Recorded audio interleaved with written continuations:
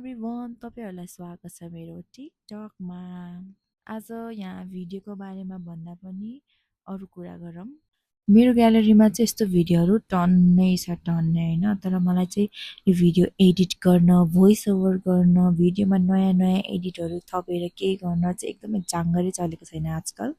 अनि जाँगर नचलेपछि त भिडियोहरु थुप्रिँदै जान्छ अनि के हुन्छ त स्पेस फुल हुन्छ अनि छानी छानी डिलिट गर्नुपर्ने, डिलिट गर्न पनि अल्छी लाग्ने, यो बनाउँछु भनेर सोचिरा हुन्छ मनमा चाहिँ हैन। तर जाँगर भनेको थोपा छैन। यस्तै छ हेर्नु, अरु त के सुनाम। हामी चाहिँ घुम्न गएको थियो यसरी चिडियाखानामा।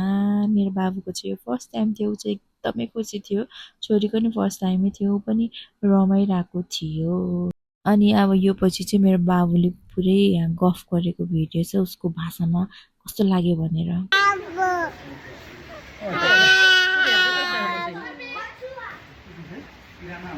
सबै डुलेर चाहिँ हामी त्यहाँबाट निस्किने बेलामा पानी परेको थियो अनि ढिलो पनि भइसकेको थियो। गार्ड दाइले सिटी फुकेर हामीलाई जानु भन्यो अनि हामी घरतिर लाग्यौं। यति नै थियो, बाइ।